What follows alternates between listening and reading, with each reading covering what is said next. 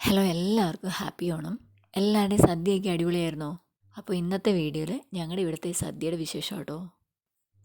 ചേട്ടായിക്ക് night duty ആയിരുന്നുകൊണ്ടും 4 മാസമുള്ള കുഞ്ഞു മോളെയും കൊണ്ട് ഈ സദ്യയൊക്കെ ഉണ്ടാക്കുന്ന വലിയ പെടാപ്പാടാണല്ലോ എന്ന് ഓർത്തപ്പോൾ പിന്നെ ഞങ്ങൾ വിചാരിച്ചു ഒരു ഫ്രോസൺ സദ്യ മേടിക്കാമെന്ന്. ഈ ഒരു പാക്കറ്റിൽ സദ്യ എന്ന് പറയുന്നത് 5 പേർക്കുള്ളതാണെന്ന് കേട്ടോ അവർ പറയുന്നത്. പക്ഷേ എനിക്ക് തോന്നുന്നു അതിലും കൂടുതൽ ആൾക്കാർക്ക് കഴിക്കാൻ പറ്റുമെന്നാണ് തോന്നുന്നത്. ഞാൻ ആദ്യമായിട്ട് കേട്ടോ ഈ ഹലുവയൊക്കെ ഓണസദ്യയുടെ കൂട്ടത്തിൽ കാണുന്നത്. നിങ്ങളുടെ നാട്ടിൽ അങ്ങനത്തെ പതിവുണ്ടോ? ഞാൻ ആദ്യം കാണാം. എന്തായാലും ആദ്യത്തെ സെക്ഷനിൽ ഹൽവയും എരിശ്ശേരി, പരിപ്പ് കറി, ചിപ്സും ശർക്കര വരട്ടിയൊക്കെയാണ്. പപ്പടം നമ്മൾ പൊള്ളിക്കണം കേട്ടോ.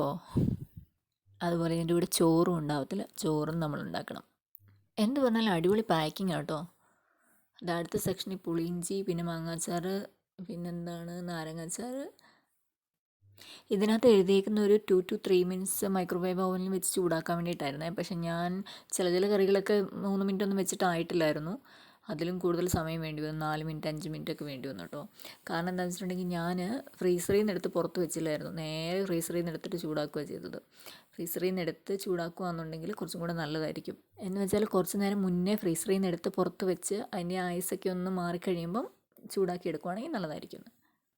ഞങ്ങളിവിടുത്തെ മലയാളിക്കടയിൽ നിന്ന് ഇടയ്ക്ക് ഈ ഫ്രോസൺ ഫുഡ് മേടിക്കാറുണ്ടായിരുന്നേ, കുറച്ച് നാൾ മുന്നേ വരെ. എനിക്ക് കുറച്ച് നാൾ വയ്യാതെയൊക്കെ വന്ന സമയത്ത് ഫ്രോസൺ ഫുഡൊക്കെ ആയിരുന്നു ഒരു എന്താ പറയുക, ഒരത്താണി. അപ്പോൾ ഒന്നും വലിയ കുഴപ്പമൊന്നും തോന്നിയിട്ടില്ല. അത്യാവശ്യം നല്ലതായിരുന്നു. നമ്മൾ വീട്ടിലുണ്ടാക്കുന്ന ഫ്രഷായ ഫുഡിൻ്റെ അത്രയും ടേസ്റ്റ് വരത്തില്ലെങ്കിലും കുഴപ്പമില്ല, നമുക്ക് കഴിക്കാൻ പറ്റുന്ന ഒരു ടേസ്റ്റൊക്കെ തന്നെയായിരുന്നു. അപ്പോൾ ആ ഒരു വിശ്വാസത്തിന് പുറത്താണ് ഞങ്ങൾ ഇത്രയും വലിയൊരു സദ്യ ഇങ്ങനെ ഓർഡർ ചെയ്യാമെന്ന് വിചാരിച്ചതും. 2 കൂട്ടം പായസമുണ്ട്, ചെറുപയർ പായസവും പിന്നെ അടപ്രഥമനും. ഇതേ കണ്ടെയ്നറിൽ തന്നെ വെച്ച് ചൂടാക്കിയാൽ മതി എന്നായിരുന്നു അതിനകത്ത് എഴുതിയിരുന്നത്. പക്ഷേ ഞാൻ എല്ലാം വേറൊരു പാത്രത്തിലേക്ക് മാറ്റിയേ. പ്ലാസ്റ്റിക് ചൂടാവുന്നത്ര കൊള്ളത്തില്ലെന്നല്ലേ പറയുന്നത്. അതുകൊണ്ട് ഈ അവസരത്തിൽ പറയാൻ പാടുണ്ടോയെന്ന് അറിയത്തില്ല. ചൂടാക്കിയാൽ മതി എന്ന് പറഞ്ഞെങ്കിലും ഓരോന്നും ഓവനിൽ വെച്ച് ചൂടാക്കി വരുമ്പോഴത്തേക്കും കുറേ സമയം എടുത്തായിരുന്നു കേട്ടോ. അപ്പോൾ സത്യം പറഞ്ഞാൽ തോന്നി ഒരു സാമ്പാറും ഒരു അവിയലും എന്തെങ്കിലും 2 കൂട്ടം തോരനും ഉണ്ടാക്കുമായിരുന്നെങ്കിൽ മര്യാദയ്ക്ക് കഴിക്കാമായിരുന്നല്ലോന്നേ.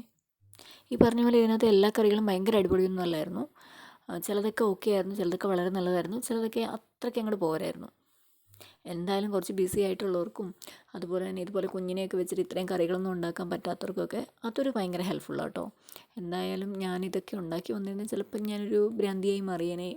അതെന്തായാലും ഒഴിവായി കിട്ടി. അപ്പോൾ എല്ലാവർക്കും ഹാപ്പി ആവണം.